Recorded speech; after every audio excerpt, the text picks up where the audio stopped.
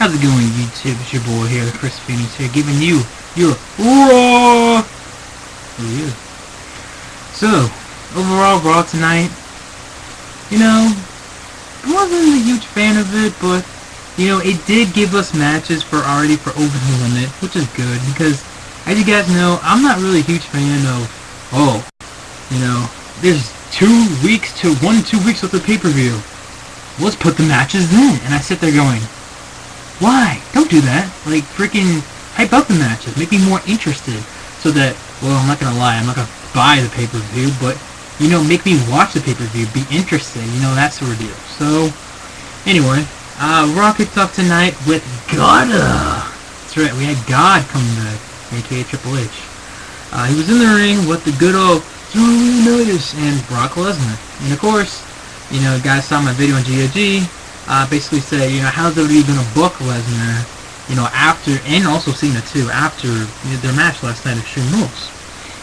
So, basically God, aka Triple H, basically tells Brock Lesnar, you're not going to get the stuff you wanted, this ain't gonna be Monday Night, featuring Brock Lesnar, you're gonna have the Monday Night Raw, and you know what, I'm gonna have the one and only, you're gonna have to pay for the jets, you are not gonna get a raise, and stuff like that. So basically Brock Lesnar got pissed off and started attacking Triple H to the point that he apparently broke his arm, or at least injured it, with Kimura, freaking, what's that submission called in the UFC? He tried using it, whatever, and all the faces came out, like R-Truth, Kofi Kingston, Sheamus Fella, and Big Show came out in the aid of Triple H. And so, basically, they're kind of writing off Lesnar here, for at least for a week. It seems like, okay. Still, it's like, what are they going to do with Lesnar? They just open the gates to see, okay, what are they going to do? It's going to... Did you pop in once every month now? Like, what's going on? But anyway, so Eve comes out, the big booty bitch, and she comes out there and basically says we're gonna have a, beat the clock challenge, and the winner of the beat the clock challenge becomes your #1 contender at Over the Limit against CM Punk for the WWE Championship.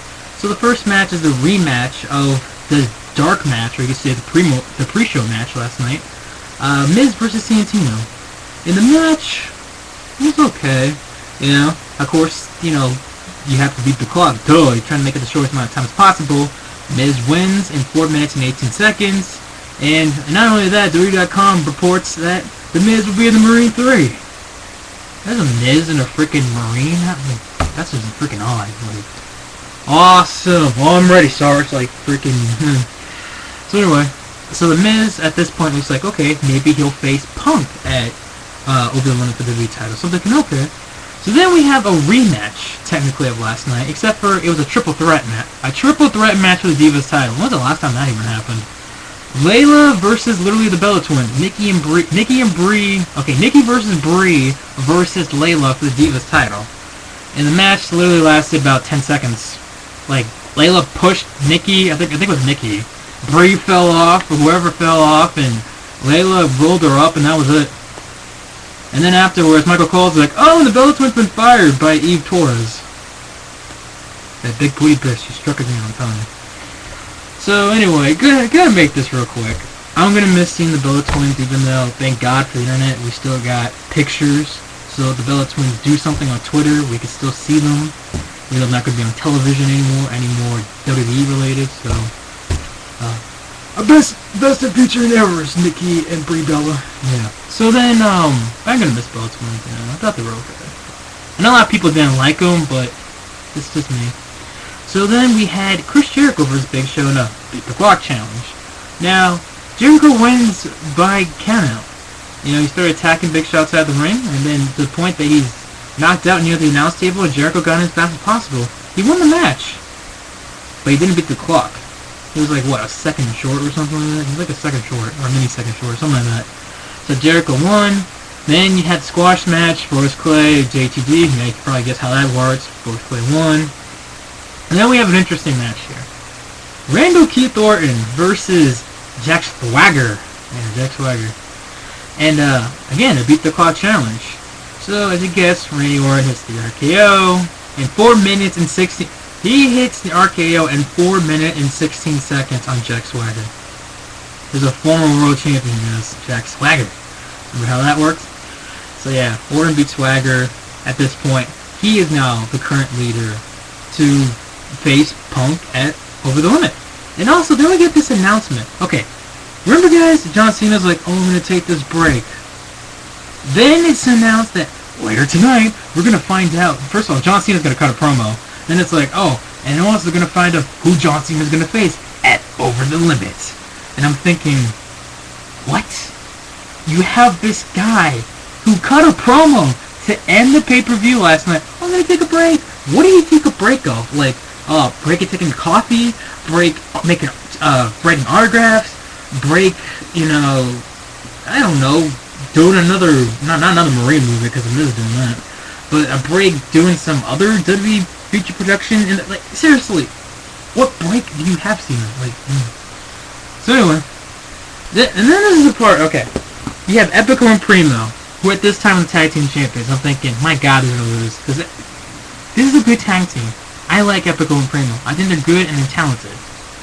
But WWE decides to screw it over. Let's keep R-Truth and Kofi Kingston, who have been a tag team for like a month, and they've been in like 2 matches together. Let's have that. So they have that, and Kofi Kingston and R-Truth win. Now, truth be told, I was on Skype, alright, and I researched this stuff with my buddies. I believe, if I'm not mistaken, this is only the second, I'm not being racist, black tag team champions in history. The other one was it Mabel? No, was Mabel freaking, god damn, it was like 94, 95. That, you know, was like the first ever black tag team champion. So, technically history was in the making. Only second time in history, so we'll see how R-Truth and Kofi Kingston do. Hopefully, they'll be on TV more, you know. This is only, what, Kofi Kingston's 3rd different tag team partner to become tag team champion. 11 born and CM Punk. And then we have Kane versus Khali at Beat the Clock Challenge. These guys couldn't even wrestle within Beat the Clock because it ended up in no contest. Kane chokes on Khali. And okay, Khali did not sell that. Okay, Khali literally fell over like this. This was like Khali, right? Like, it looked like barely Kane, like, touched him. Like, you know what I mean? Like, he barely freaking touched him. Fuck freaking hat. Give me my hat. Okay. So, then we have Daniel Bryan. Yes, yes, yes. Daniel Bryan coming out there. Yes. Daniel Bryan comes out there. I'm thinking, who the hell's gonna face Daniel Bryan? Like Alex Riley? No. Jerry the King Lawler. You had to put Jerry the King Lawler. You could have put Alex Riley. You could have put, this might sound sad, Trent Beretta. Hell, Dirk Bateman. Tyson Kidd. Someone! Like, some other young face mid-carder. Not Jerry You need a legend? You need a legend in Jerry the King Lawler person. Oh wait, no, didn't Jerry the King Lawler face like the Miz for the WWE Championship like last year?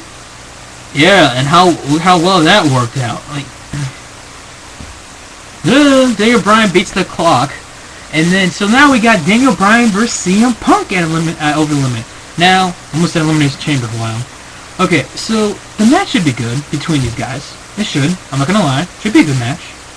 Promos? Not gonna be a huge fan of them, but the match should be good nonetheless. I mean, come on, it's not gonna. Oh, these guys are gonna face each other in a promo match. No, they're gonna face each other. Should be good though. Should be interesting.